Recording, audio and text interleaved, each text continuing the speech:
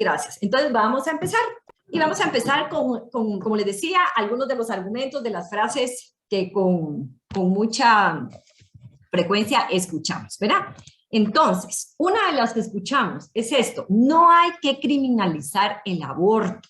Y aquí vemos esta imagen, lo que está, pues es una fotografía tomada de una marcha en donde claramente hay como, se ven los dos lados, ¿verdad? De un lado pues están todas las personas pro vida, no al aborto, solo Dios es dueño de la vida, y del otro lado pues podemos ver aquí la espalda de esta mujer que dice: prohibir el aborto me criminaliza. Entonces quisiera escuchar, por favor, la opinión de alguno de ustedes. ¿Qué piensan de esta frase? Prohibir el aborto me criminaliza. No hay que criminalizar el aborto. Pues me parece que es ilógico y que está fuera de contexto lo que dice. ¿Por qué? ¿Podrías explicarnos, José Pablo? Bueno, tal vez porque cuando dice prohibir el aborto me criminaliza, o sea, tal vez está fuera de contexto porque el prohibirlo del aborto y no permitir, en este caso, que las feministas o las mujeres aborten, tal vez ellas la están tomando como un ataque. Bueno, por decirle algo, me violaron y en el vientre llevo el hijo de un violador, no me permiten abortarlo, entonces me están obligando y me están criminalizando en tener un hijo que no es mío. Bueno, que yo no quiero, por decirlo algo. Entonces es como que, no sé si me explico, ilógico pues, porque el prohibir como el aborto no se está criminalizando a la mujer, sino lo que está defendiendo es una vida, pero ellas no lo ven de esa forma, piensan que las estamos criminalizando, ¿verdad? Por no permitirles abortar. Muy bien, y ahí tú hablaste algo muy importante, José Pablo. O sea, nosotros no juzgamos personas, jamás, ¿verdad? Juzgamos acciones, eso sí debemos emitir un juicio. Esto es correcto, esto es incorrecto, esto es moralmente aceptable, esto es moralmente inaceptable, esto es positivo, esto es negativo, ¿verdad? Pero a la persona jamás la juzgamos. Entonces, exactamente como tú decías, a la mujer no se le está criminalizando. De hecho, cuando nosotros hablamos de una mujer que ha abortado, evitamos utilizar las palabras asesinó a su hijo, es un asesino, es un criminal, ¿verdad? Porque no, o sea, tenemos que tener, a pesar del hecho, debemos de tener respeto y suma caridad con las personas. Pero en cuanto al acto, a la acción del aborto, efectivamente es un crimen, ¿verdad? Entonces tenemos que aprender también a llamar a las cosas por su nombre. La Real Academia Española define el crimen como la acción voluntaria de matar o de herir gravemente a alguien.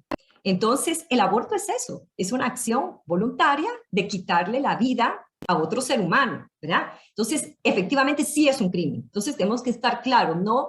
Es muy común también que juegan el papel de victimización, entonces no podemos permitirnos caer también nosotros en ese mismo juego, ¿verdad? No estamos criminalizando a la persona, pero sí estamos llamando a la acción del aborto por lo que es un crimen, ¿verdad? Es quitar la vida de un ser humano. Bien, vamos a ver ahora aquí.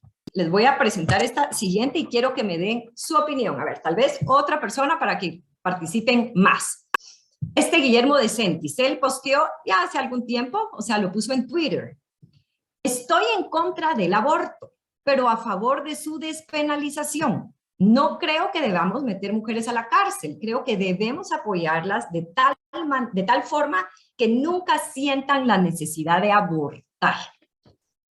Por favor, quiero que alguien dé su opinión al respecto y que si encuentra la trampa, de una vez nos diga cuál es la trampa. Buenas noches. Pues yo pienso Pati. que... Sí, Pati, mucho gusto. Buenas noches, Pati. Buenas noches. Pues yo pienso que él termina esta idea como culpando a la sociedad de que la mujer quiera abortar. Porque dice, debemos apoyarlas, como quien dice, ahorita no las estamos apoyando, pobrecitas, ellas no saben qué hacer, entonces abortan, ¿verdad? Y no se trata de eso, o sea, no estamos hablando si meterlas a la cárcel o no, sino que el aborto es un crimen, pues, desde cualquier punto de vista. Muy bien, gracias Pati por tu observación. Ahora, con lo que tú decías, sí hay aquí un tema importante, y es que miren, muchas mujeres, la gran mayoría de mujeres, que eso mencionamos en la sesión anterior, acuden al aborto porque no encuentran apoyo, ¿verdad? Porque se sienten solas, porque se sienten desesperadas, pero media vez se les ayuda a resolver su situación de vulnerabilidad. Las mujeres deciden usualmente optar por la vida de sus hijos. Entonces sí hay un tema que sí tenemos que hacer una mayor conciencia social del apoyo que necesitan las mamás que están llevando un embarazo en alguna situación que las pone en crisis. Ahora, quisiera que nos enfocáramos, por favor, en las primeras 4 líneas. Estoy en contra del aborto, pero a favor de su despenalización. No creo que debamos meter a mujeres en la cárcel. Bueno, y ya, lo demás que ustedes ya lo leyeron. Por favor, ¿algún otro comentario de esta primera parte? Permítame, hija. ¿Rebe? Sí, yo Dale, decía Rebe, ahí que veo tu manita levantada. sí, yo pienso que aquí hay una contrariedad, ¿verdad? Como quien dice, yo sí quiero, pero no. Entonces, es lo mismo como cuando uno mismo se contradice en algo. Él dice, yo estoy en contra del aborto, ok, pero a favor de su despenalización, eso da lo mismo que también está a favor del aborto. Porque si quiere que se despenalice, eso significa que él está apoyando a que sí que sí se pueda hacer un aborto conforme a lo que es, a lo que me parece que como que lo quiere poner en que ya no lo tengan que meter presas a las mujeres por abortar. O sea, cuando en realidad ellas también están cometiendo el crimen de pues matar a un ser humano dentro de su vientre. O sea, no entiendo. Él dice, estoy en contra del aborto y luego dice, pero a favor de su despenalización. Eso no tiene sentido para mí. Muy bien, ¿y saben qué pasa? Gracias, Rebe. Ahorita le voy a dar la palabra a Jorge. Lo que pasa con este tipo de frases, que es las que usualmente utilizan, es que, ahí sí, como dice una muy querida amiga, mezclan lodo con perlas. Entonces eso nos confunde, porque vemos, estoy en contra del aborto. Yo también estoy en contra del aborto, podríamos decir, pero tampoco quiero ver a la mujer en la cárcel. O sea, ya suficiente sufrimiento está llevando, ¿verdad? Porque al final es la pérdida de un hijo, donde ella se sabe responsable, entonces es un sufrimiento enorme. Entonces decimos, claro, estoy en contra, pero tampoco quiero a la mujer en la cárcel, y eso es lo que nos confunde. Pero aquí el punto esencial está en la frase, en la segunda frase, a favor de su despenalización. Le vamos a dar a Jorge la palabra para ver si tiene algo que decirnos de esto. A ver, Jorge. Miren, yo les... ¡Ah! ¡Gracias! ¡Qué rico que hayas prendido tu cámara! Es que de verdad qué horrible se siente estar hablando con cuadritos así negritos. Entonces, por lo menos que la persona que hable, poderle ubicarla de dónde viene la voz. Gracias, Jorge. A ver. Ok, mucho gusto, buenas noches. Buenas noches. Sí, estoy de acuerdo con el tema de que es una frase contradictoria, ¿verdad? Y también utiliza una herramienta de marketing que es indicar el beneficio a favor de ellos al principio de la frase, ¿verdad? Entonces, el beneficio para eso es la despenalización y no meter a una mujer a la cárcel. Y deja al final la frase de ayudar a la mujer para que no sientan la necesidad de abortar, ¿verdad? Pero él le enfoca su frase en lo que él considera el beneficio, ¿verdad? La despenalización, y definitivamente es contradictorio, ¿verdad? Porque al final definitivamente es un crimen, ¿verdad? Y está bien apoyarlas, pero que se enfoquen en apoyarlas, ¿verdad? Pero no quitar, por así decirlo, el castigo a nivel social del crimen, ¿verdad? O sea, es contradictorio, ¿verdad? Muy bien, gracias, Jorge, excelente. Quiero preguntarle si en este grupo hay algún abogado o alguien que esté estudiando leyes.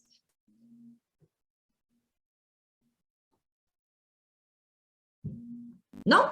Va. Entonces, miren, pues, todos hemos escuchado de nuestro Código Penal. En el Código Penal están recogidos todos los distintos delitos con sus respectivas penas o respectivos castigos. Entonces, un delito es cualquier acción que violente un bien que es tutelado por el Estado, ¿sí? Entonces, la vida es un bien tutelado por el Estado. Por eso es que nosotros, si vemos nuestra Constitución, que a mí me encanta, es que nuestra Constitución política, desde el artículo 1, nos dice que el Estado de Guatemala se organiza para proteger a la persona y a la familia. En el artículo 2 también nos habla que el Estado debe garantizar a sus habitantes la vida. En el artículo 3 habla que el Estado garantiza y protege la vida humana desde el momento de su concepción. Entonces, la vida es un bien tutelado por el Estado.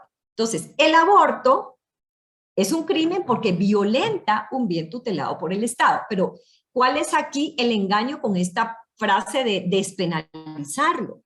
Si en el Código Penal nosotros quitamos la pena, automáticamente pierde su calidad de delito.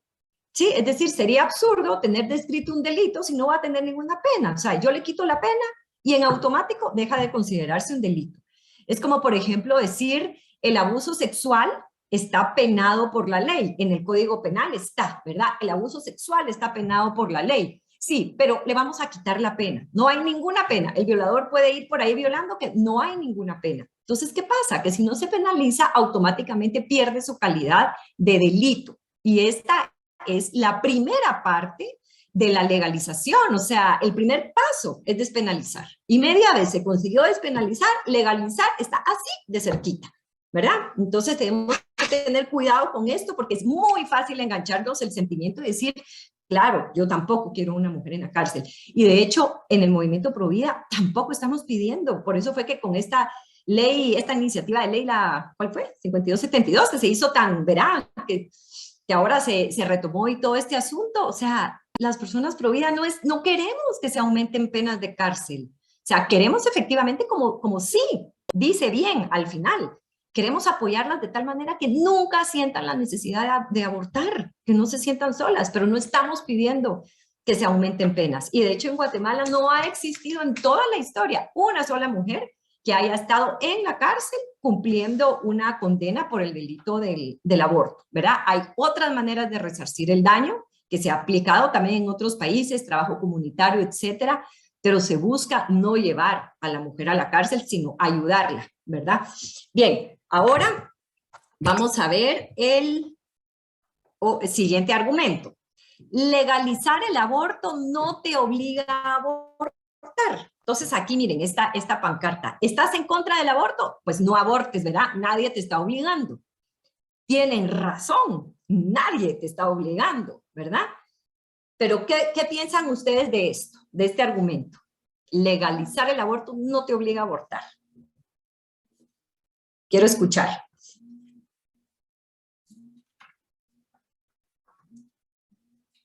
A ver, ¿alguien más? ¿Alguien más que quisiera opinar? ¿Cuántos estamos aquí ahorita? No sé cuántos estamos, pero no sé ni cuántos estamos. Somos 15. Ya han hablado 4. A ver, pues, participemos. Legalizar el aborto no te obliga a abortar. Buenas noches. Dulce. Sí, buenas noches. Pues esta frase es como decir, si no estás a favor de matar, pues entonces no mates, ¿verdad? Entonces, nuevamente va como a jugar con nuestra concepción de lo moral, ¿verdad? Porque en realidad si uno dice despenalizar, como usted bien dijo, ya no existe el delito. Entonces, media vez empezamos a tener el aborto como normal. Ya en nuestra mente y en el colectivo de nuestra sociedad, el aborto ya nunca va a ser un asesinato, ¿verdad? Ya va a estar siempre siendo aceptado. Ese es el punto importante de lo que has dicho. Esto es importantísimo lo que tú acabas de decir, el tema de la aceptación. Porque miren, las leyes, a ver, ¿para qué existen las leyes? ¿Para qué tenemos leyes?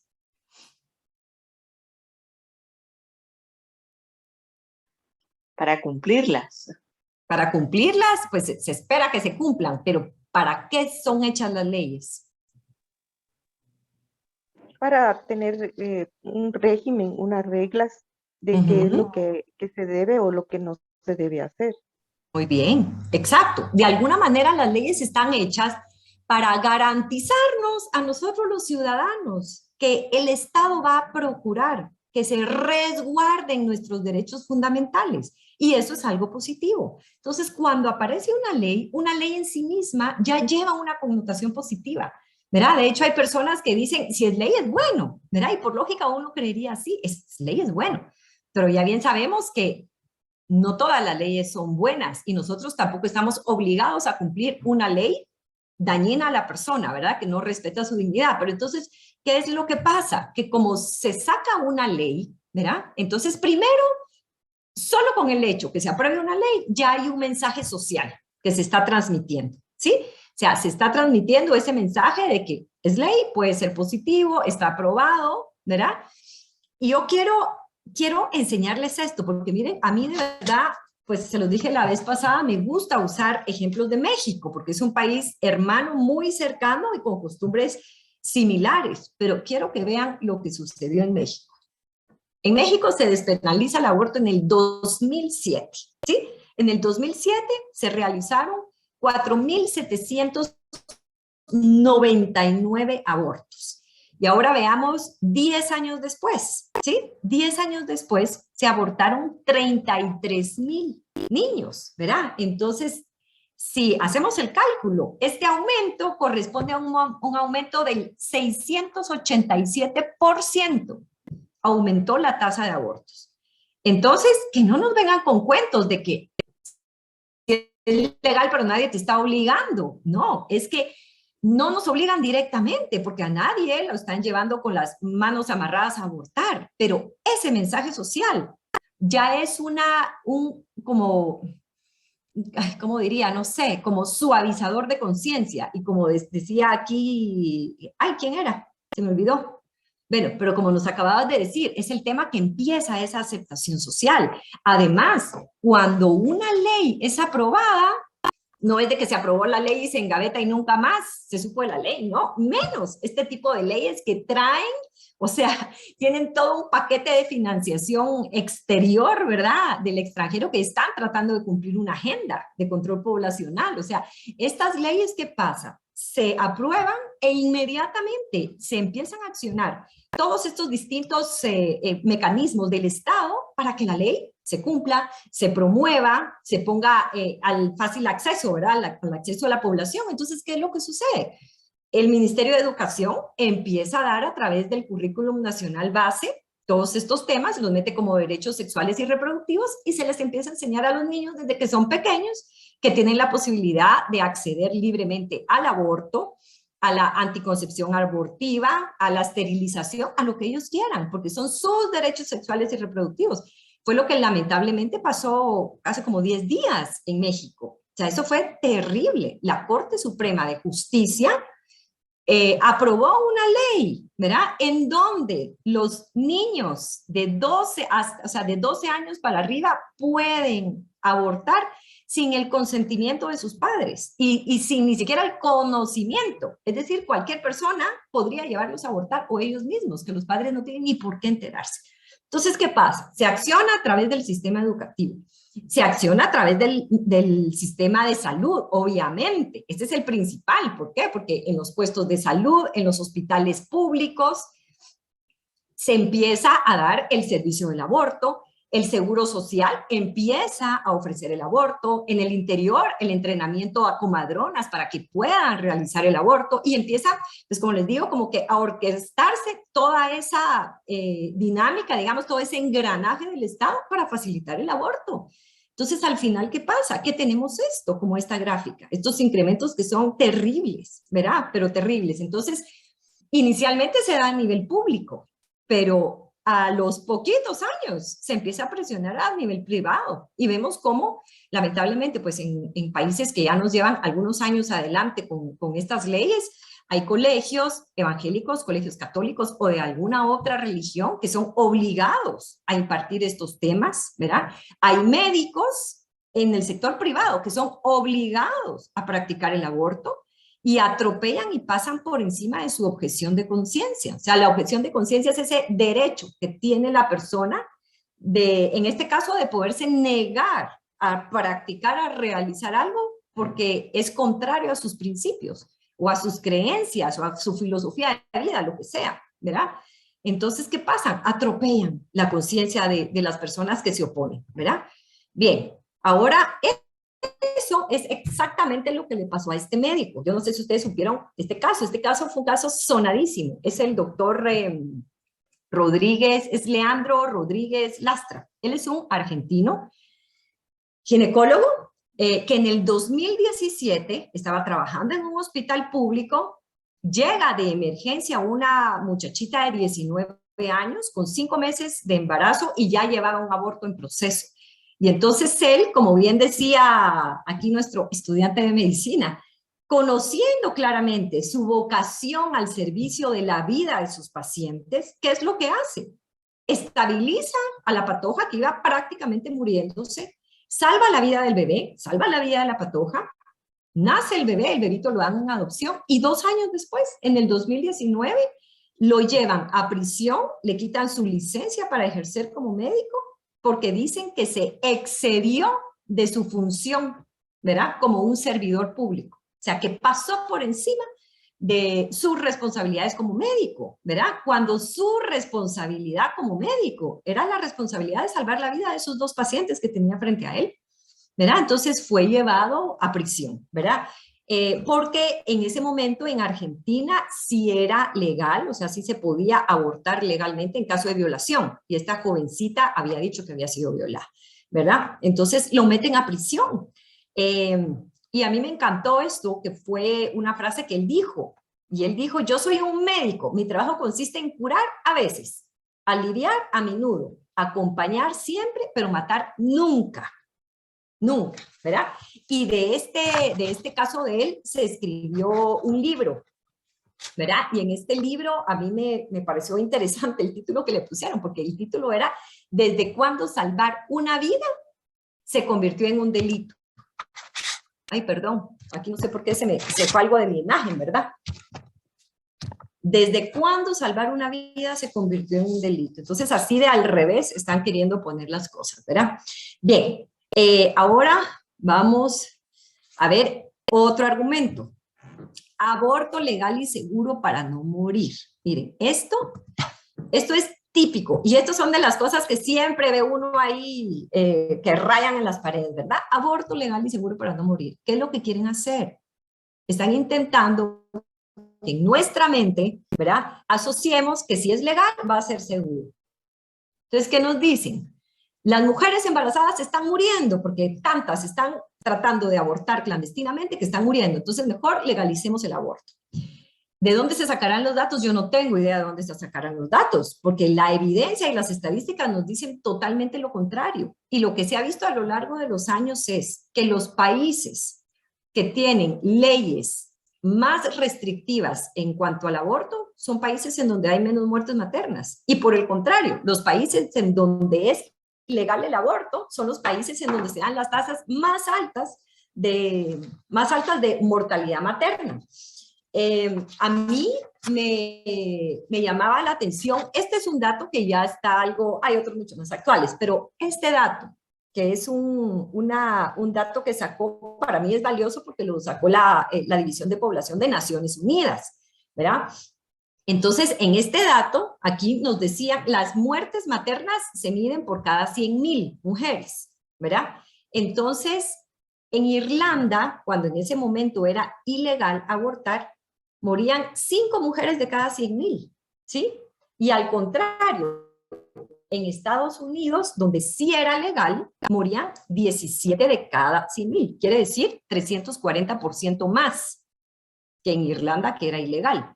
Y en Rusia morían 67 mujeres de cada 100,000. Esto es 1,340% más que en un país donde era ilegal. Entonces, las estadísticas muestran totalmente algo diferente, ¿verdad?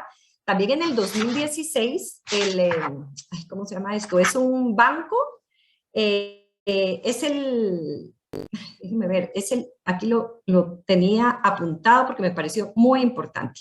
El Banco Mundial de la Salud Reproductiva Materna y Neonatal.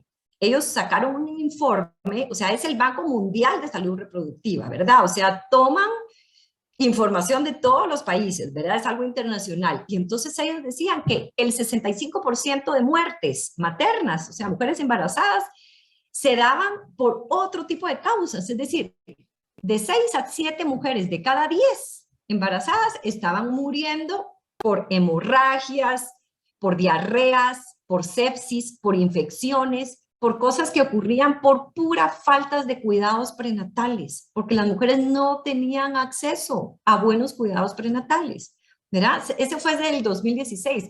Salió otro estudio también en África, del continente africano, y también era prácticamente igual. Decían también que el 64% morían por ese otro tipo de cosas, porque miren, si una mujer no se lava las manos, está embarazada, pensemos una mujer en el interior, ¿verdad? No lava la verdura, no tienen agua potable, no hierven el agua, no se lavan las manos, se contamina, le da una diarrea, la mujer se puede deshidratar en cuestión de un par de días y puede morir deshidratada y muere su hijo, ¿verdad? Pero no es el embarazo la que lo está matando, y eso a mí me parece que es muy importante que lo tengamos claro. O sea, el embarazo no mata, el embarazo no es una enfermedad, el embarazo es una condición natural para la cual el cuerpo de la mujer está totalmente preparado, está diseñado para la maternidad, ¿verdad? Pero entonces, ¿qué es lo que sí se ha visto?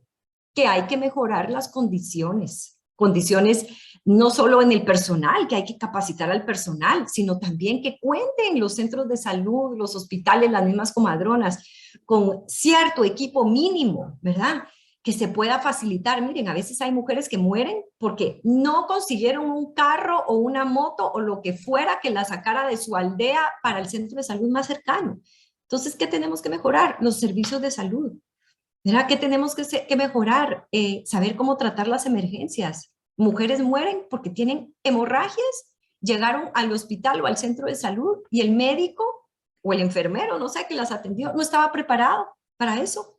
O si se obstruyó el embarazo y no pasa al bebé, no están preparados para realizar una cesárea de emergencia, no están preparados. Entonces, eso, sumado a la educación, ayuda a bajar estas tasas. Ahora, miren, a mí me pareció, de verdad es que yo digo, ¿se recuerdan que la semana pasada hablamos que una de las estrategias es cabalmente manipular las cifras? Bueno, pues lo que se ha visto es que mujeres que mueren, o sea, mujeres embarazadas, ¿verdad? Que mueren a causa de un aborto, llegan a ser ni siquiera el 5%, es como 4.9, o sea, digamos que fueran 5 mujeres de cada 100 mueren por un aborto, en donde el aborto no tiene necesariamente que haber sido un aborto provocado.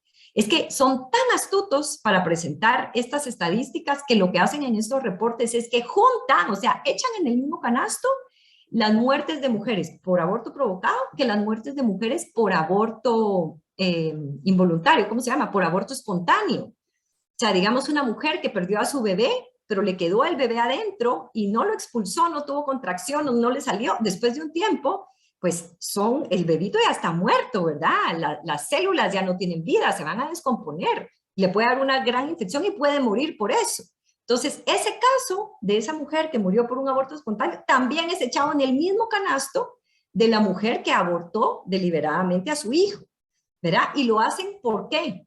Lo hacen para subir el número, ¿verdad? Para que parezca más grande el número, pero aún así, sumando todas las que son aborto espontáneo, no llega a ser ni siquiera el 5%. Pero ¿qué es lo que nos dice el Instituto Guttmacher, que fue lo que vimos la semana pasada? Que son así, ¿verdad? Que están por los cielos.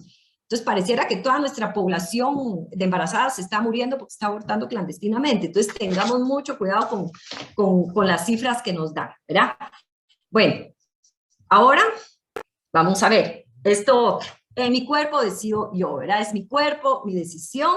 Aún no es humano, es solo un grupo de células. Entonces ahí sí, miren, si efectivamente el niño fuera su cuerpo, pues puede hacer con su cuerpo lo que quiera. Bueno, los que tenemos una creencia religiosa sabemos que no, ¿verdad? Porque tampoco nuestro cuerpo nos pertenece. Pero digamos, si es su cuerpo, pues que se arranque la muela, que done un riñón, ¿verdad? Pero efectivamente no es su cuerpo. Entonces, es muy importante que nosotros podamos entender, miren, yo de verdad yo no sé si a ustedes les pasa, pero cuando yo escucho este argumento hoy, yo digo, ¿cómo puede ser posible? O sea, de verdad que están en la prehistoria de la embriología, de la genética, o sea, hay tanto recurso médico como para que todavía sigan utilizando este argumento. Pero de todas maneras es importante que nosotros entendamos, ¿verdad? Entonces, una de las cosas, por ejemplo, que nos dicen es que solamente es un grupo de células. Y si nos vamos más al principio, al puro momento de la concepción, nos dicen es que es solo una célula, ¿verdad? Es una célula. Y efectivamente, es una célula, pero no es solo una célula, es un organismo de una célula, que es algo diferente, ¿verdad? Y aquí nuestro estudiante de medicina ya lo debe de haber estudiado. Es diferente ser una célula que ser un organismo de una célula. Entonces, vamos a ver ahorita este video que a mí me parece fabuloso porque lo explica súper claro. Voy a dejar de compartir para ponerles el, ¿cómo se llama? El sonido y me dicen si se escucha.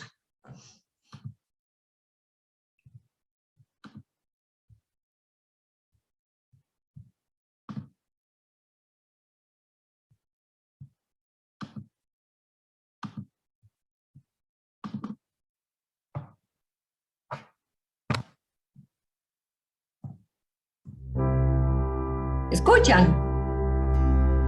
Sí se escucha, Karen. Sí, Karen, sí se escucha. Gracias. ¿Cuándo comienza la vida? Muchas personas dicen que es algo que no podemos saber. Pero decir que la vida comienza con la concepción no es un dogma religioso, sino un hecho científico. Podemos determinar 3 características en un embrión. Sabemos que están vivos, que son humanos y que son organismos integrales. Primero, el niño por nacer recibe nutrimentos y crece por reproducción celular. Segundo, los no nacidos son descendientes de seres humanos y tienen ADN humano. Por último, los niños por nacer son organismos humanos como tú y yo. Mientras que el esperma, el óvulo y las células del cuerpo son meramente tejidos humanos y no tienen derechos. Tú, yo, los niños y cualquier embrión somos organismos humanos. Esto porque tenemos la capacidad de desarrollarnos como organismos, capacidad que las células no tienen. Y esto es cierto aun cuando muramos antes de llegar a ser adultos. No importa cuánto tiempo o nutrientes le demos al óvulo, al esperma o a otras células del cuerpo, nunca llegarían a ser un adulto de nuestra especie. Eso es porque esas células no son organismos, sino parte de un organismo. Y es ese organismo el que merece tener derecho, especialmente el derecho a vivir. Adulto, adolescente, niño, bebé, feto, embrión, cigoto, son simplemente etapas del desarrollo en nuestra vida. ¿No deberíamos de tratar a todos los seres humanos de la misma manera, independientemente de la etapa de la vida en la que se encuentran? ¿Cuándo comienza la vida? Para los miembros de la especie humana, la respuesta es clara. La vida comienza con la concepción. Yo me uno con ustedes en la defensa del no nacido. Digamos siempre sí a la vida y apliquemos la regla de oro. Trata a los demás como te gustaría ser tratado. Sí a la vida. Bueno, solo les quería preguntar si les quedó claro la diferencia de una célula a un organismo de una célula. Sí, está claro, Karen. ¿Sí? Bueno, muy bien. Eso es sumamente importante, ¿verdad? Y algo también muy importante es que a veces escuchamos que nos dicen, bueno, sí, es que el embrión es un ser en potencia. Potencia quiere decir que tiene la capacidad de llegar a ser. No es cierto. O sea, ya es. O sea, no es de que vaya a llegar a ser, ya es. Y en su configuración genética, ¿verdad? Siendo un embrión de 800, todo su ser como ser humano. Lo único que necesita es tiempo para desarrollarlo, pero ya es. Entonces tengamos cuidado, porque por ahí podemos escuchar también que nos dicen, es un ser en potencia, no es en potencia, es un ser. Muy bien, ahora vamos a ver, voy a volver a compartir. Voy a volver a compartir y Te voy a quitar esto para que se nos quite el cintillo de abajo. Bueno, ahora sí, vamos a entrar a la estrategia de las 3 causales. Las 3 causales, que era lo que les decía, ¿verdad? Como entran en todos los países, son estas. Una es por el tema de la salud materna. Otro es por la inviabilidad fetal. Inviabilidad fetal quiere decir que el bebito tiene alguna condición de salud que no es compatible con la vida, ¿verdad? Y que cuando nazca va a morir, ¿verdad? Si es que no muere antes dentro del vientre, ¿verdad? Por su condición de salud. Y el otro es por violación. Entonces, vamos a empezar ahorita a verlas. Primero, el aborto por violación. A mi criterio, es el tema más sensible, ¿sí? Yo aborté porque me violaron. Y es tan sensible porque obviamente es que nosotros como seres humanos, frente al dolor, porque definitivamente la violación es un acto cruel, que daña seriamente a la persona, a la mujer, bueno, a la mujer y al hombre, pero en este caso me voy a referir a la mujer, ¿verdad? La daña seriamente, no únicamente a nivel físico, sino también emocional, ¿verdad? A nivel psicológico, o sea, deja serias heridas, serias cicatrices, y hay sufrimientos muy grandes. Entonces, al ver una situación así de una violación, sobre todo si es una menor, o sea, en cualquier edad, pero más aún cuando es una menor de edad, ¿verdad? Una niña o una adolescente, pues obviamente nos conmovemos y nuestra humanidad hace que empaticemos, ¿verdad? Entonces, el hecho de querer empatizar y de querer apoyar, tenemos que ayudar a encauzarlo positivamente, porque hay personas de muy buena voluntad, con muy buenas intenciones, que están a favor del aborto en caso de violación, ¿verdad? Entonces nos dicen, no, es que ya, o sea, se tiene que olvidar de esa pesadilla, pero miren, yo quiero que analicemos la situación desde 2 perspectivas, ¿sí? Una, la perspectiva de esa madre, ¿sí? Porque madre ya es, ¿verdad? No deseo serlo, es cierto, pero madre ya es. Y luego que la analicemos desde el punto del niño que está dentro del vientre. Entonces, cuando vemos a una mujer que ha sido abusada sexualmente y que producto de esa violación quedó embarazada, pues tenemos esta empatía y decimos queremos ayudar. Ahora la pregunta es, ¿creen ustedes que después que se le hizo pensar a esa mujer que terminar con la vida de su hijo iba a ser la mejor opción o la solución de ese problema, ¿verdad? ¿Creen ustedes que después de terminar con la vida de su hijo, la mujer va a recuperar la autoestima? No. No. ¿O creen ustedes que el terminar con la vida de su hijo la va a ayudar a superar los temores y las pesadillas nocturnas? No. ¿O la va a ayudar a recuperar la confianza en los hombres? ¿O la va a ayudar a perder el miedo de volver a salir a la calle? No la va a ayudar absolutamente en nada. Es como querer curar la enfermedad dándole veneno. Estamos agregando solo un dolor más grande. Porque miren, tarde o temprano, porque a veces hay mujeres que abortan teniendo conciencia clara de lo que están haciendo, pero en muchos casos no tienen conciencia de lo que están haciendo, pero tarde o temprano, cuando asumen el hecho que lo que hicieron y en lo que participaron fue en terminar con la vida de su hijo, porque ese niño es cierto, no lo desearon, pero esa criatura también tenía el 50% de ella, era también su hijo, tan víctima como ella, ¿sí? Es un sufrimiento enorme, ¿verdad? Enorme. Entonces, no le estamos haciendo ningún bien. Al contrario, le estamos dañando más su corazón, ¿verdad? Porque en el caso de una violación, pues aunque haya sido algo horrible, la mujer sabe que ella fue la víctima, pero en el caso de un aborto, la mujer se siente responsable de ese acto, ¿verdad? De haber quitado o participado, ¿verdad? En quitar la vida de su hijo. Entonces es un dolor terrible y que se puede superar, gracias a Dios, pero es un dolor muy fuerte. Ahora, eso es en cuanto a la mujer, que vemos entonces que no le estamos ayudando en nada. Ahora, en cuanto al niño, miren, pedimos justicia a través de un acto injusto, ¿verdad? Entonces, a mí me gusta poner un ejemplo porque siento que ejemplifica bastante. Entonces, vamos a ver aquí a José Pablo. José Pablo, ¿tú tenés papá que esté vivo?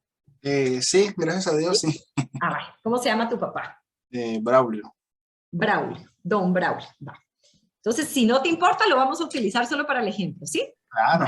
Muy bien. Entonces, imagínense ustedes que viene don Braulio y siempre había sido una persona muy respetable en su comunidad, pero tenía una parte oscura en su vida que nadie conocíamos. Y de pronto viene un día don Braulio y viola a una jovencita y la deja embarazada.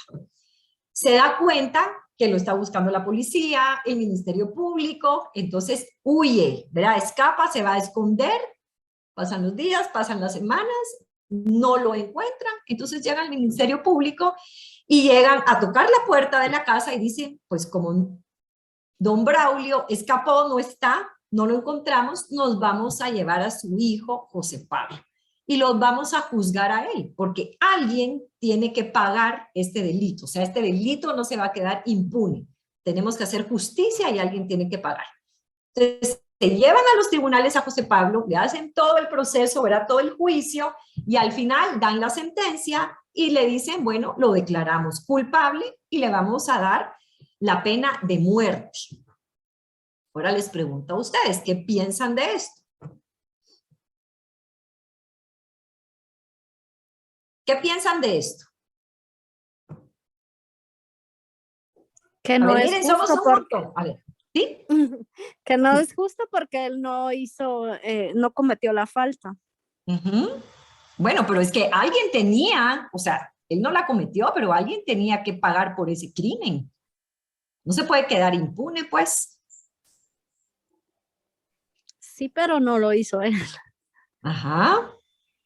Muy bien. ¿Alguien más que quiera opinar? Buenas noches. Yo creo que se olvidaron totalmente de la violación, dejaron al violador libre y acusaron fue al bebé por haber existido. Muy bien. Gracias. Andrea. ¿Estás levantando tu manita? Sí. Es que, ¿sí? Bueno, obviamente eso no es aplicar la justicia, ¿verdad? Sino que ya es como otra cosa. Pero me ponía a pensar también que tal vez, o sea, yo no estoy a favor, obviamente, de esto tampoco, ¿verdad? Pero que tal vez en caso de aborto no es por aplicarle a alguien la culpa, digamos, sino que posiblemente es porque la persona o tal vez los papás de la persona, de la mujer que violaron, no quieren como revivirle ese trauma al tener al hijo, ¿verdad? O sea, tal vez mi opinión es que va más por ese lado, ¿no? De encontrar culpable y juzgar a alguien por ese acto. Muy bien. Vamos ahorita a ver también ese punto que acabas de decir, Andrea. Miren, vamos a analizar el hecho en sí.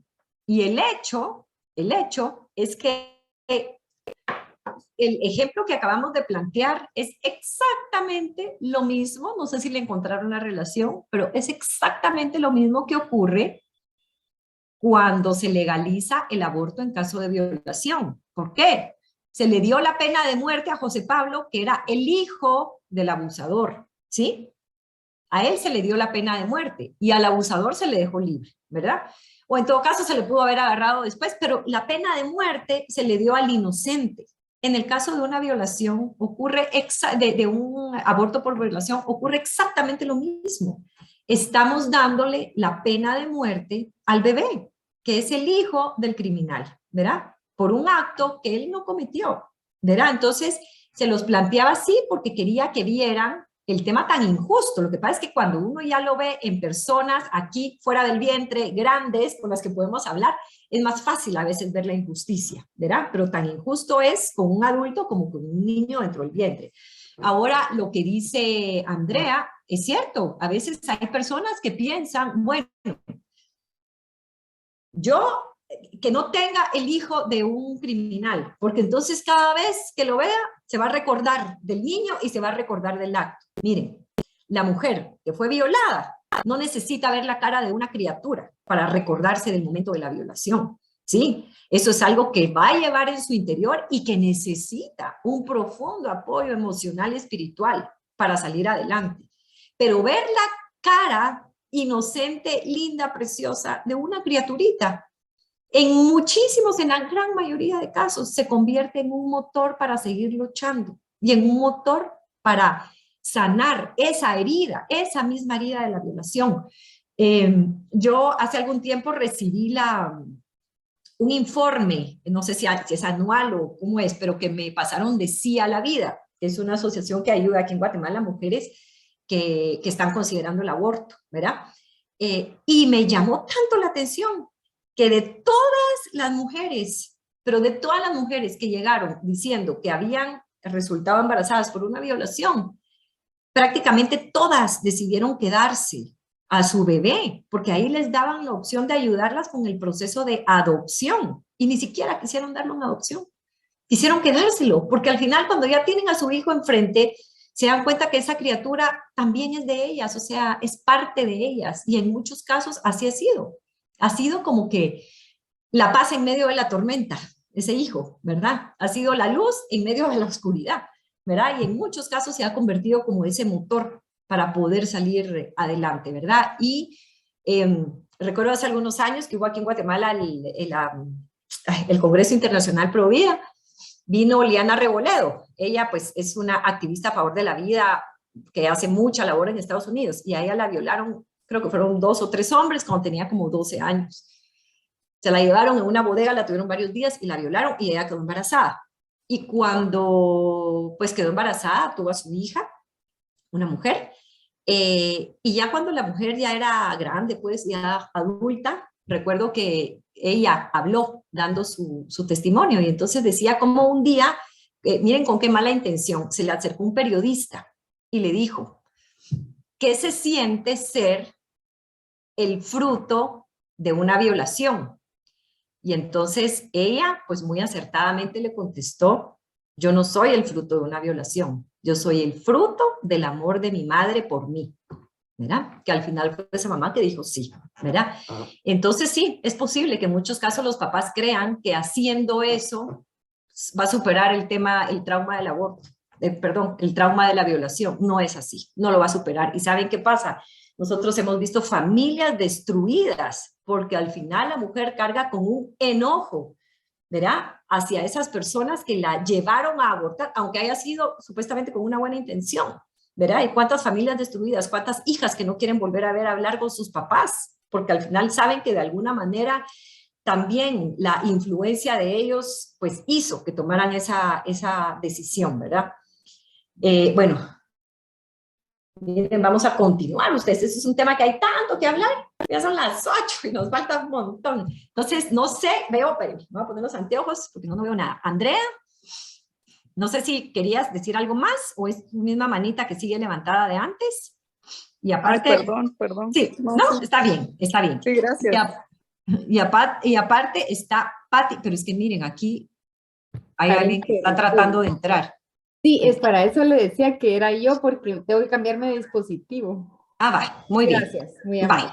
Va, muy bien, Patti, muy bien. Entonces ahora vamos a ver, yo quiero que escuchemos, voy a ponerle el sonido, vamos a escuchar. Este es el testimonio de esta jovencita, no todas lo viven de esa misma manera, ¿verdad? Pero es el testimonio de ella después de haber abortado a su hijo. Bueno.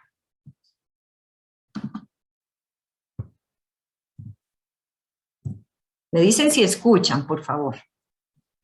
Ahorita todavía no ha empezado.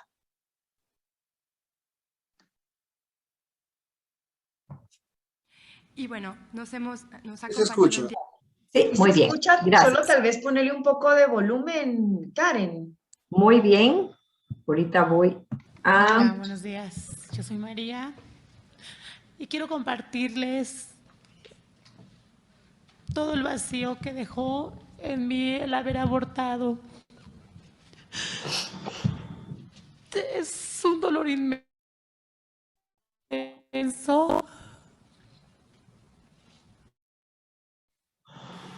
que me dejó marcada para toda la vida. No sé, el volver a recordar ese momento me vuelve a abrir la herida.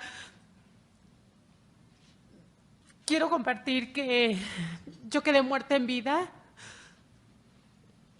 Yo sentía que no era digna de vestir, que no era digna de llevarme un alimento a la boca, porque yo me sentí totalmente basura. Me sentí suciedad.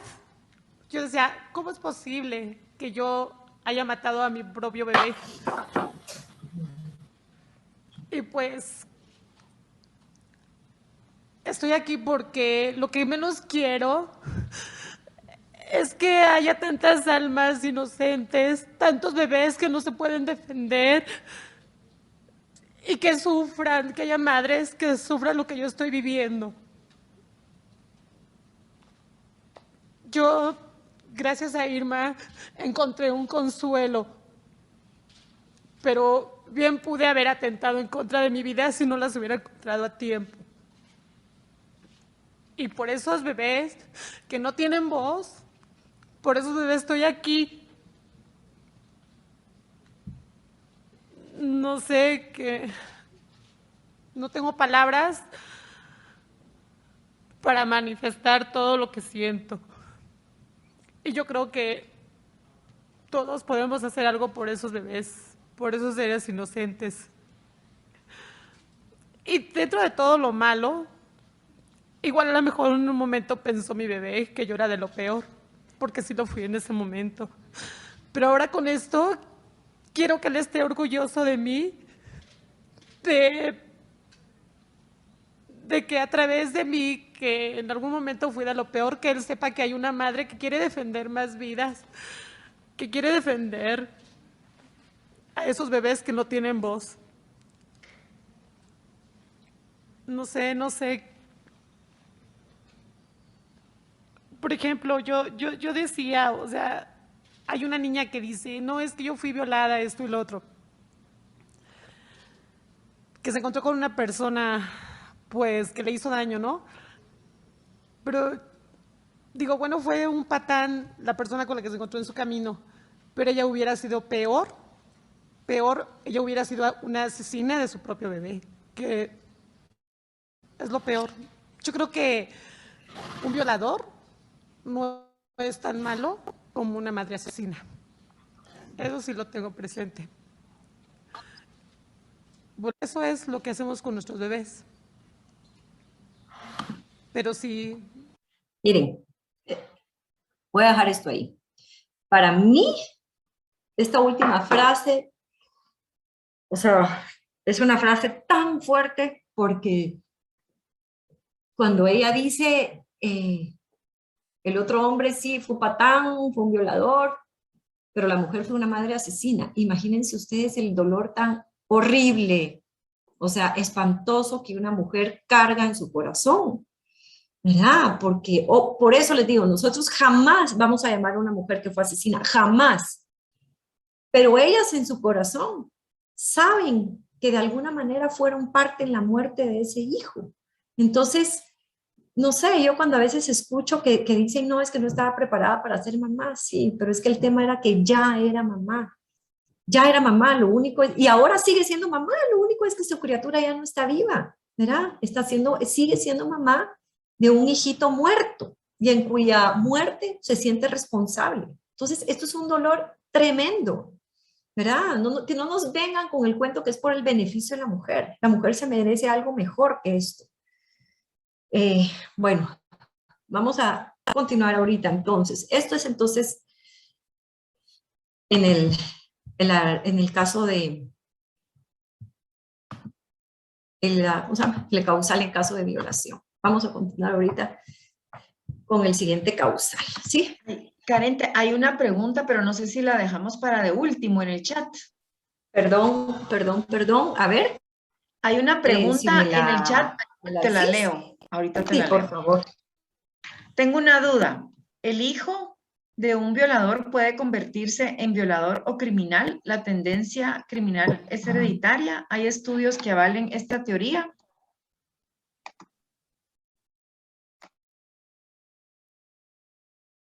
Ahí, ¿me escuchan? ¿Sí? Va. Sí. Lo que al final marca más las actitudes y el rumbo de vida que cada quien va a tomar, ¿verdad? En su vida, es el entorno en el cual fue criado, ¿verdad? Por eso es que lo que hablábamos en la sesión anterior, ¿sí? Aunque un hijo no haya sido deseado, obviamente, una criatura que fue concebida en un acto violento no fue precisamente deseada, ¿verdad? La mamá no pudo haber pensado, ojalá de esta violación yo quede embarazada. No, ¿verdad? Pero por eso es tan importante el tema de la aceptación, ¿verdad? Muy por encima del deseo está la aceptación, ¿sí? El deseo podría no estar, pero si yo acepto a mi hijo, le demuestro amor, lo quiero, lo cuido, esa criatura va a crecer bien, o sea, va a crecer bien. Y definitivamente, por eso es que esto también es muy importante. Miren, nosotros no podemos, y es algo que siempre, a veces en las redes sociales, ¿verdad? Que ponen y que es un ataque a los grupos pro vida, que dicen que somos únicamente pro nacimiento y que después nos olvidamos de las mamás. No es cierto. O sea, como, y si no tenemos esa actitud, estamos fallando. O sea, cara a esa mujer, cara a ese niño y cara a Dios, estamos fallando. Sí, porque tenemos que ayudar a la mamá a que lleve ese embarazo con esperanza, pero después que nació el niño, tenemos que ayudarla también en su proceso de maternidad, porque por supuesto que va a ser duro, es que nadie ha dicho que va a ser fácil, va a ser duro para ella, tal vez va a tener algunos recuerdos, va a tener que hacer muchos otros sacrificios en su vida que si no hubiera sido así, tal vez no lo hubiera hecho, ¿verdad? Entonces no podemos, así como velamos por la vida de ese niño, también debemos velar por el bienestar de las madres, ¿verdad? Y eso es lo que a mí me encanta de este programa donde fue Beatriz ahora. Se está trabajando un tema del proyecto de vida, de sanar heridas, de ayudar a entender el pasado para poder tomar buenas decisiones en el presente, etcétera, que es el proyecto Gabriel, para ayudar a mujeres con embarazos en crisis, porque no nos interesa solo que nazcan los niños, nos interesa que nazcan los niños y que la mamá esté feliz y que sea una buena mamá, con o sin papá de la criatura al lado, ¿verdad? Así que, porque haya sido hijo de un violador, eso de ninguna manera, o sea, los seres humanos, bendito sea Dios, no estamos predeterminados por nada, ni por nadie, ¿verdad? Nos vamos construyendo a través de las circunstancias. Bueno, vamos a continuar. Vamos a ver. Entonces, ahora, este es la segunda causal de la estrategia de las 3 causales. El aborto por salud materna. Entonces, ¿qué es lo que nos dicen? Miren, a mí me encanta esta imagen. Yo el día que la vi hace, no sé, tal vez 15 años, pues fue en otra, ¿verdad? Era otra estampa diferente, pero al final era lo mismo, así el vientre transparente. Es que yo decía, Dios mío, es que si de verdad las mujeres vieran esto, de verdad sería, o los papás, sería tan más fácil poder llevar ese embarazo en crisis y con más posibilidades de decir no voy a abortar, porque lo ven ahí claramente como es la realidad, ¿verdad? El niñito ahí adentro. Pero bueno, ¿qué es lo que nos dice? Miren pues, el aborto por salud materna. ¿Qué es lo que este causal trata de promover? Nos dicen, bueno, si la madre está enferma y necesita un tratamiento, necesita un procedimiento, etcétera, etcétera, entonces, ¿verdad? Terminemos con la vida del niño. O sea, el aborto por salud materna es quitarle deliberadamente la vida al niño para tratar de salvar la vida de la madre. Entonces, yo les pregunto, les voy a poner un ejemplo. Imagínense ustedes que hay una mamá que tiene su hijito, digamos, de unos 9, 10 años. Entonces viene el hijito y tiene una condición genética de corazón que ya no va a poder seguir viviendo. Le tienen que hacer un trasplante de corazón. Entonces la mamá ya pasaron meses, no consiguen ningún donante y un día viene la mamá, va pasando por un parque y ve una criatura un poco menor que su hijo, digamos unos 5 años, y ve que está sola en el parque. Entonces dice la mamá, yo me lo voy a secuestrar. Y efectivamente agarra, lo secuestra, busca un médico que se preste para sacarle el corazón a ese niñito de 5 años y poderle trasplantar el corazón a su hijo que es mayor. ¿Qué piensan ustedes de eso?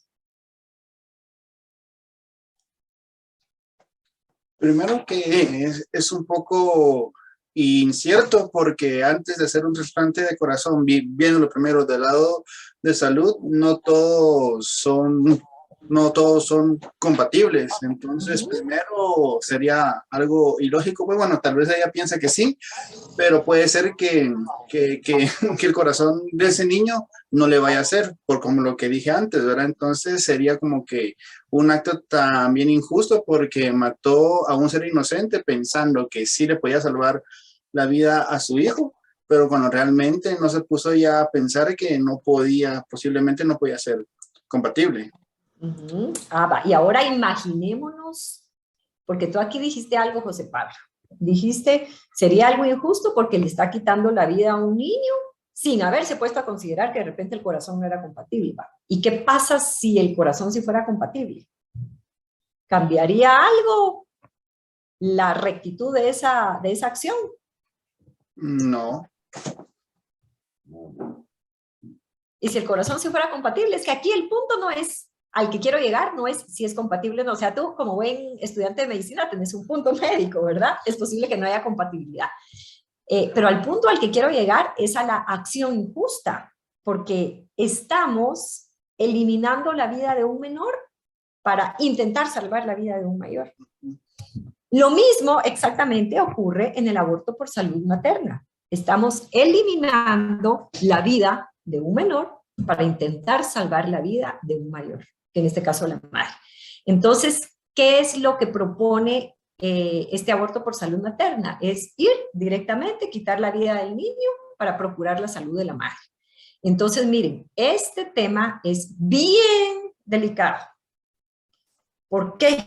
Porque la OMS, que es la Organización Mundial de la Salud, estableció que la salud es un estado de completo bienestar físico, mental y social. Y entonces cualquier situación que saque a la mujer embarazada de su estado de bienestar físico, mental o social, ya es suficiente razón para que pueda acceder libremente a un aborto en los países en donde está legislado este causal de salud materna. Entonces, por ejemplo, si viene la mamá y dice, no, es que tengo demasiadas náuseas, o sea, este embarazo me trae tantas náuseas que he vomitado tanto que no, yo quiero abortar, porque ya es demasiado incómodo. Legalmente está cubierta y podría abortarlo por esa razón. En el tema mental, es que me siento deprimida. La verdad me he engordado tanto que siento que ya ni mi esposo ya ni siquiera me voltea a ver porque yo ya no me siento atractiva para él de todas las libras que he subido. Entonces mentalmente ya la mujer está inestable, ¿verdad? Que no quiero con esto, por favor, quitarle importancia de verdad a muchos problemas a veces de salud mental que pasan muchas mujeres en el embarazo y depresiones, etcétera. Es importante y hay que atenderlo. Pero lo que quiero decir es que por una razón de este tipo, la mamá puede llegar y pedir que quiere que se termine con la vida de su hijo. Y la salud social, ¿qué sería? Es que me van a echar del trabajo, me van a echar de mi casa, me van a ver mal mis amigos, voy a ser rechazada en mi grupo. Entonces, socialmente es una razón suficiente para que de manera legal pueda abortar a su hijo. Por eso es que este causal es tan peligroso, porque casi que en este causal entraría todo, ¿verdad? Y después se convierte en un aborto a petición a la carta, lo que se le ocurra a la mujer es válido para pedir el aborto del hijo. Ahora miren, pues, ¿qué pasa en una situación? Y esto es importante también que lo tengamos claro. ¿Qué pasa en una situación en donde tenemos a una mujer embarazada y efectivamente está con una complicación seria de salud, ¿verdad? Pensemos, por ejemplo, un caso que la mamá le dio una apendicitis, que el apéndice sabemos, ¿verdad? Que cuando se inflama, estalla, puede producir una sepsis y la persona puede morir, ¿verdad? Por una apendicitis. O sea, hay que intervenir a la madre. Entonces, ¿qué es lo que se hace? Si el niño ya es viable, quiere decir, ya puede vivir fuera del vientre de la madre, se practica una cesárea. Se saca al niño y se le dan inmediatamente todos los cuidados intensivos o incubadora, lo que necesite. Y después inmediatamente se atiende a la madre, ¿verdad? Pero se trata, acuérdense ustedes que cuando un médico tiene frente a sí a una mujer embarazada, ya no está hablando solo de un paciente, está hablando de dos pacientes, la mamá y su criatura. Y debe todo su esfuerzo médico de la misma manera a ambos. Por eso no hay tales de que cuando a veces uno ve en las películas que le preguntan al esposo en aquel momento de crisis, de que la señora está muy mal y ¿qué prefiere? ¿La madre o el niño? No, es que no es que la madre o el niño, son ambos, ambos. Y el médico debe luchar por resguardar la vida de ambos. Y gracias a Dios, la ciencia médica ha permitido que casi en todos los casos se pueda salvar la vida de ambos. Pero entonces, primera cosa, tratar de llegar, pues en este caso era una emergencia. Entonces, ni modo, había que intervenir o la mujer moría, porque es en situaciones extremas donde de verdad la vida de la mamá está en una amenaza, o sea, un riesgo así inminente de muerte, ¿verdad? O sea, se accidentó y se le perforó un intestino y se le están saliendo y regando las heces adentro de sus órganos, ¿verdad? Ahora, ¿qué sucede cuando, por ejemplo, hay que dar un tratamiento? Se procura aguantar el embarazo hasta esos 6 meses o 5 meses y medio, y que la criatura, o cuando ya el médico lo diga, pues que la criatura ya es viable y se le hace la cesárea. Pero ¿qué pasa, por ejemplo, cuando ocurre una situación grave y el bebito tiene 2 meses? O sea, ese bebito es imposible que pueda vivir en una incubadora. No puede, ¿verdad? Tal vez en algún momento se va a poder lograr, pero en este momento no puede vivir una criatura de 2 meses en una incubadora. Entonces, ¿qué se hace? Si hay que intervenir de emergencia, porque no hay ninguna otra opción, o si no la mamá se muere, pues se interviene a la mamá, ¿verdad? Se interviene siempre utilizando los procedimientos menos invasivos y lo que sea más inofensivo para el niño, ¿verdad? Porque tenemos que procurar la salud de ambos.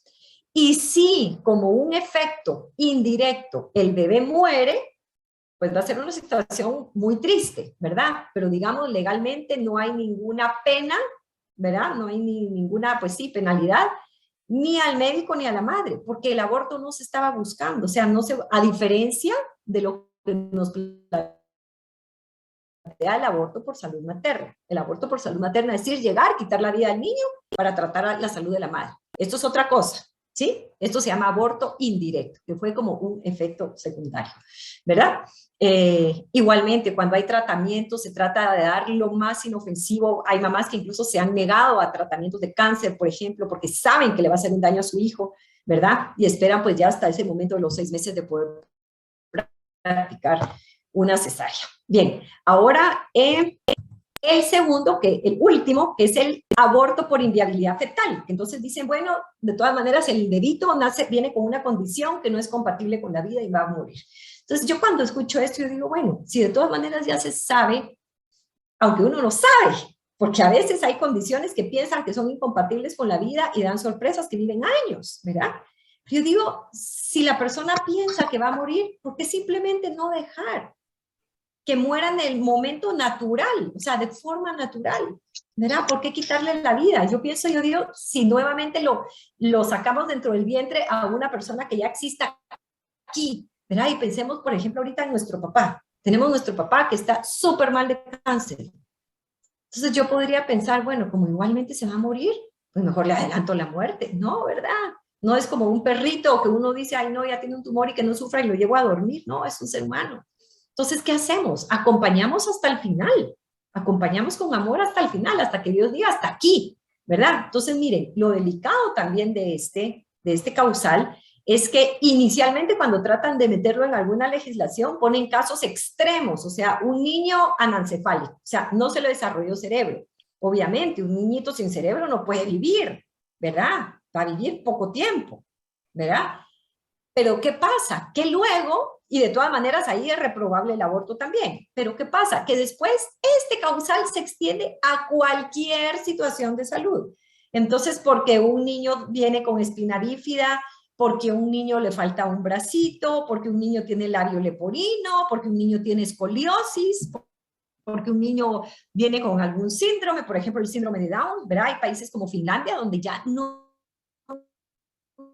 nacen niños con síndrome de Down, porque simplemente le hacen un examen una amniocentesis antes que nazca y pueden ver si viene con la trisomía, ¿verdad? 21, que es el síndrome de Down, y si viene con síndrome de Down lo abortan, ¿verdad? Entonces ya no permiten que el niño nazca, ¿verdad? Y esto también es lo que nosotros conocemos como el aborto eugenésico. ¿Se recuerdan que en la primera sesión hablamos de la eugenesia y que era ese control de calidad humana. Ya me recordé, el doctor era Sir Francis Galton, era el que creó la eugenesia, el concepto de eugenesia.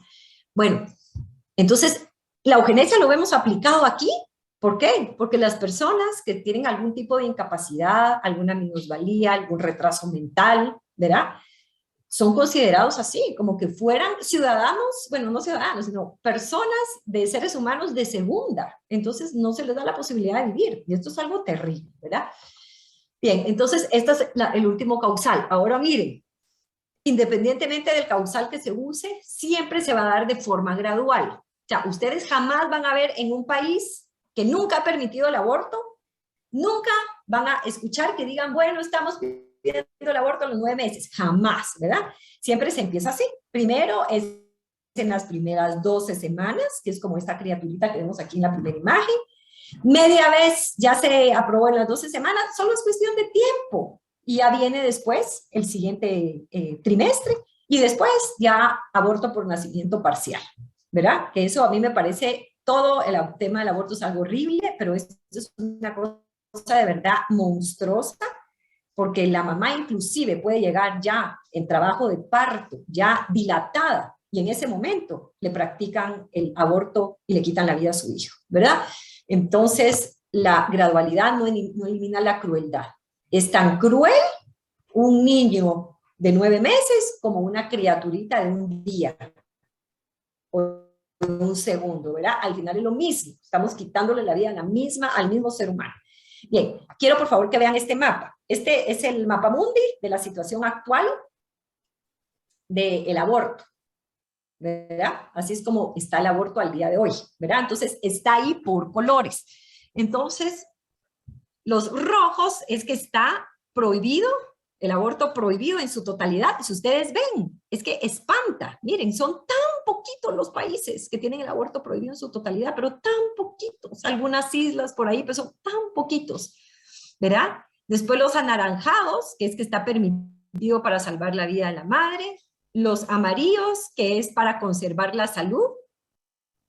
Los celestes claros, que es por un tema social y económico, y después los azules, que es ahí sí que el aborto a petición, o sea, por la razón que sea, ¿verdad? Quiero por favor que nos fijemos en Guatemala y que me digan cómo está. ¿Cómo está Guatemala?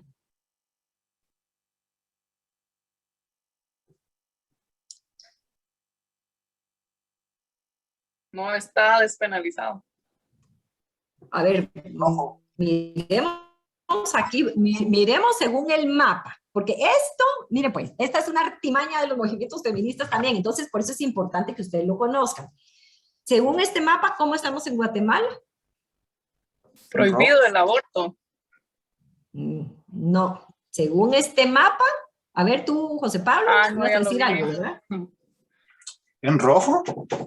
Era no. No, está como en naranja. ¿Qué quiere decir el color? Está un poquito lejos y cuesta ver. Sí. Va. Según este mapa, en Guatemala está permitido para salvar la vida de la madre. ¿Sí? En Guatemala, miren, a mí de verdad, yo a veces que oigo las noticias que dicen, pero si de todas maneras en Guatemala el aborto terapéutico ya es legal. Y el aborto terapéutico es legal y siguen con esa misma cantaleta, el aborto terapéutico es legal. Entonces, miren, pues, para empezar, ustedes tienen que tener clarísimo que el aborto terapéutico, o sea, la frase aborto terapéutico es un eufemismo, ¿sí? Terapéutico viene de la palabra terapia, que quiere decir curar. Y el aborto no cura absolutamente nada. El aborto quita una vida. El aborto no cura absolutamente nada. Entonces, ¿por qué las feministas y pues otras personas dicen que en Guatemala sí es permitido el aborto terapéutico? Por esto, miren el gran error que tenemos en nuestro Código Penal. Es un error en la redacción. El artículo 137 lleva como título aborto terapéutico, ¿sí? Ahora, lástima que no hay nadie aquí que esté estudiando leyes o que sea abogado, pero el título de una ley, en este caso aborto terapéutico, se llama epígrafe. el epígrafe no es ley. Es decir, lo que dice ahí no es ley. Lo que es ley es el contenido, o sea, todo lo demás que está aquí escrito. Entonces, si nosotros leemos el contenido, como ya tenemos poco tiempo, solo se los voy a explicar.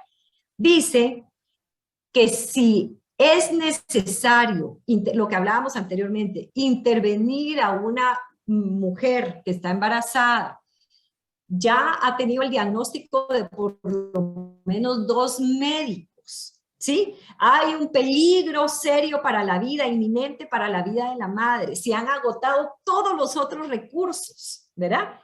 Y no hay nada más que hacer, que entonces, si se interviene a la madre y el bebé muere, no es penado por la ley. Eso es lo que dice aquí. Quiere decir que lo que está ahí descrito es el aborto indirecto, que es un aborto que no es provocado directamente. Ocurre como un efecto secundario, pero no buscado directamente. Pero quienes lo redactaron, y un día yo le digo a un abogado, mira, ¿y cómo puede ser que tengamos esto así? Entonces me dice, pues solo para que te des cuenta quienes tenemos redactando también nuestros artículos, ¿verdad? Entonces lo que hay ahí, hay un error en el epígrafe. Gracias a Dios el epígrafe no es ley, pero de este error terrible en nuestro Código Penal, ¿verdad? Este error de redacción es que se agarran estos grupos pues, a favor del aborto para decir que en Guatemala es legal el aborto terapéutico. Entonces ya sabemos que no es cierto. En Guatemala está prohibido, es ilegal en todas las causas, bajo todas las razones. Muy bien, entonces ahora miren, ya nos quedan solo 3 minutos y quiero que veamos un video antes de terminar. El tema de las mamás y de los papás. O sea, esto es algo extremadamente doloroso, a pesar que existe suficiente evidencia clínica, cada vez más evidencia clínica de la relación entre la salud mental de la mujer y el aborto, hay un afán y pero enorme, enorme, por tratar de silenciar esta realidad. Yo recuerdo hace un tiempo que estuve en una presentación donde estaba la diputada Morán con su grupo de abogadas, y entonces una psicóloga decía, la mujer siente un poquito de ansiedad solo en lo que decide si aborta o no, pero cuando ya decidió abortar y abortó a su hijo, ya esa ansiedad desaparece. Y yo decía, sí, pues, ¿verdad? O sea, qué fácil como que fuera a cambiarse un par de calcetines en la noche y ponerse otro nuevo al día siguiente. O sea, esto es un dolor terrible. O sea, cargar en la conciencia, o sea, sacar al niño del vientre de su mamá es relativamente fácil, pero sacarlo de su conciencia, sacarlo de su corazón. Por eso a mí, yo pongo esta imagen. Esta frase es una frase de un testimonio que dio una mamá que había abortado y decía esto. Y ahora, ¿cómo lo saco de mi mente? ¿Verdad? De mi... Aquí ya no alcanzo a leer, pero también de mi corazón. ¿Cómo? Sigue siendo madre y saben que es algo muy difícil. Cuando una persona, si los que están aquí han perdido algún ser querido, ¿qué es lo que hacemos? Recordamos esos momentos lindos, vamos a visitar al cementerio, aunque ahí ya solo está el cuerpo, ¿verdad? Pero de alguna manera es como algo material que nos sentimos que nos vincula a la persona. Vemos fotos, ¿verdad? Recordamos cosas lindas que hicimos juntos, tenemos un nombre, pero la mamá y el papá que han pasado por el aborto de su hijo no tienen nada de eso. No tienen a nadie a quien ir a visitar a un cementerio, no tienen una imagen, no tienen una fotografía, en muchos casos ni siquiera saben si fue hombre, si fue mujer, no saben cómo era su carita, no saben.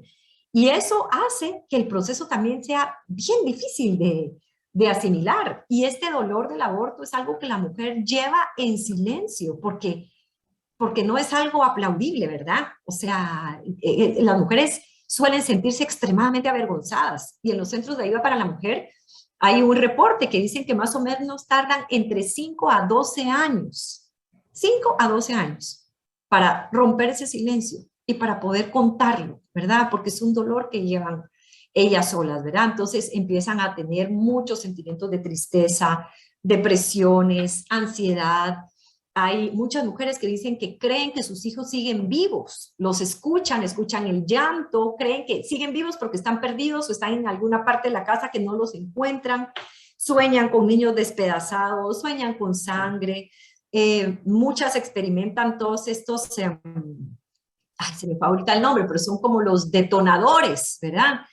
Por ejemplo, hay mujeres que dicen que no pueden volver a escuchar el ruido de una aspiradora, digamos una aspiradora en la casa, porque usaron una aspiración en el momento del aborto, que hay olores que, por ejemplo, ya no soportan, porque era un olor parecido al desinfectante del abortuario, ¿verdad? Mujeres que nunca más volvieron a poner en una clínica de un ginecólogo para que les hagan un chequeo de rutina, porque entran en estados de pánico, de ansiedad, de sentir que las están tocando en sus partes íntimas. O sea, hay muchos recuerdos, entonces hay como hay como un doble mecanismo, que por un lado está el mecanismo de defensa, de racionalización, que la mujer, para tratar de no contactar con el dolor, trata de justificar, fue la mejor decisión, no tenía otra opción, estaba muy joven, ¿qué iban a decir mis papás? ¿Qué iba a hacer? En fin, con eso tratan de alguna manera de bajar, ¿verdad? De justificar. Pero por otro lado está la realidad, que es el dolor que tienen en su corazón, ¿verdad? Están viviendo el duelo de su hijo, porque es eso, al fin de cuentas, es sufrir el duelo del hijo que perdieron. Entonces eso, ¿verdad? Esa como lucha interna es lo que produce síntomas diferentes en cada mujer. No todas las mujeres lo experimentan ni en el mismo momento, ni en la misma intensidad, ni los mismos síntomas. Pero sí se ha visto que todos los temas de ansiedad, tendencias suicidas, o sea, hay un dato súper alarmante de los suicidios en mujeres que han abortado. O sea, por cada mujer del grupo de mujeres embarazadas que ha dado a luz, por cada mujer que ha dado a luz, se suicidan 6 de las que han pasado por un aborto, ¿verdad? Eso es terrible, ¿verdad? Es terrible el dolor que llevan.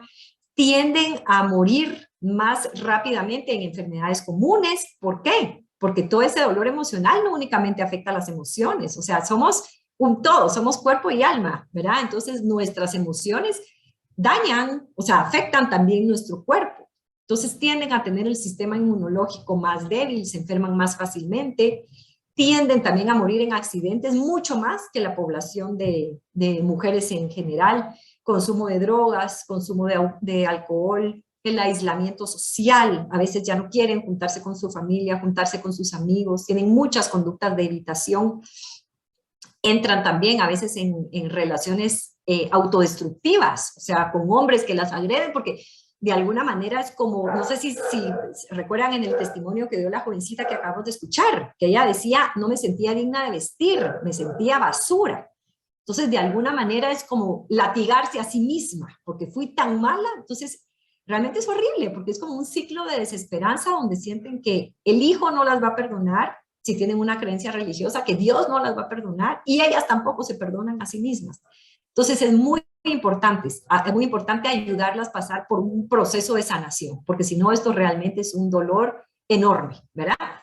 Tanto en la mujer como en el hombre. Los hombres también viven este dolor del aborto, ¿verdad? Ahora miren, quiero que veamos este video y con esto vamos a ir terminando. Entonces, voy a compartirles porque creo que no está abierto el sonido. Entonces, y con esto ya vamos a terminar. ¿Vieron? ¿Ven bien ahí? Sí. Sí, muy bien. Sí, Ahí sí, me dicen entonces si escuchan, por favor. Sí se escucha.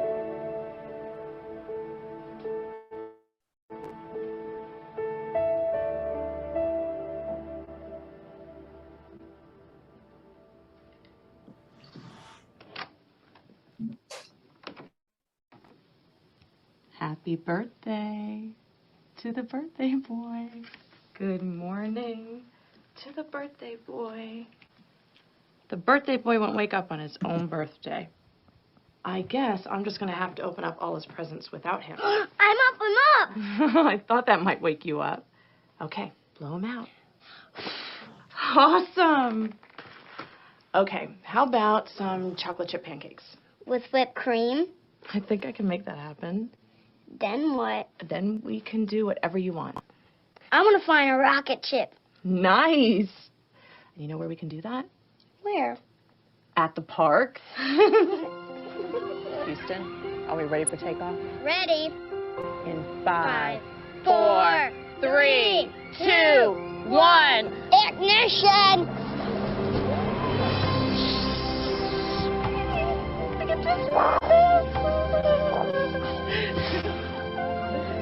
We're on Jupiter now. Right, we're on Jupiter. Okay.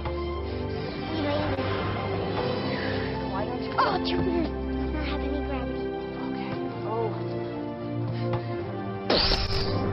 I see a green, big alien mess. Make a run for it. Oh, good job. Be careful. I'm going to get you. I'm going to get you. No, I don't think so. Oh.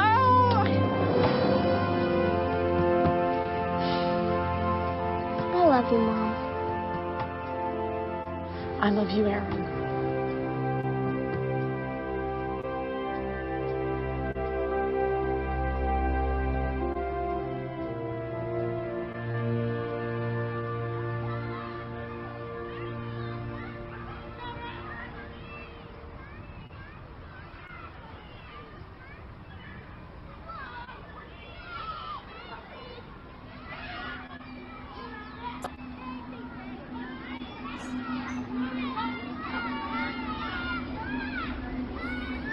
Aaron?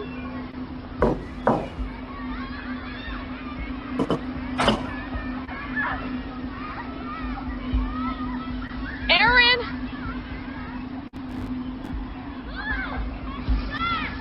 Aaron!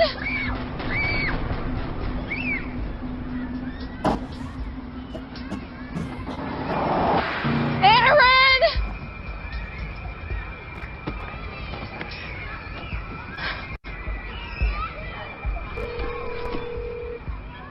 He's gone.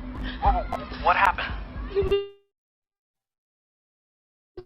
on the swing, and I looked away for 1 second, and when I looked back, he was gone. Who? Aaron, our son. Honey, but we don't have a son. What?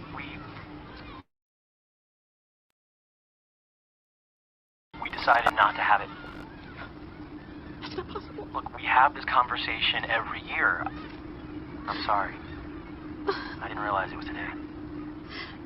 His name is Aaron. And he loves rocket ships, and he wants to be an astronaut. He has beautiful blue eyes.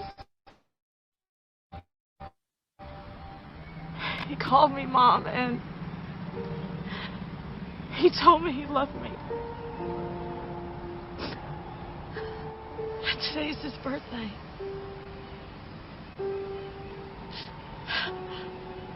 He's our son.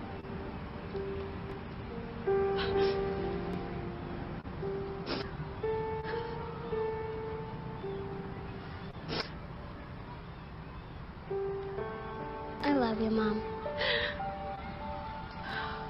I forgive you.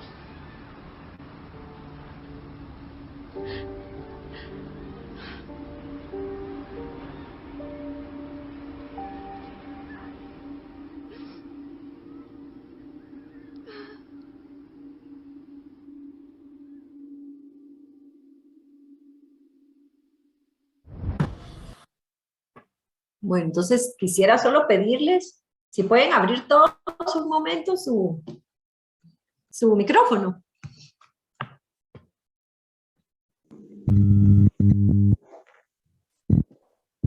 Si pueden abrir su micrófono y si pueden prender su cámara mejor para que por lo menos nos veamos quiénes somos los que estamos aquí recibiendo este seminario. Gracias. Entonces, quiero pedirles, por favor, que nos ubiquemos en el momento donde la mamá voltea a ver para el columpio y ve que su hijo se perdió, que no está. ¿Qué emociones creen que sintió? O sea, ¿cómo se imaginan que se pudo haber, que se sentía en ese momento? Angustiado.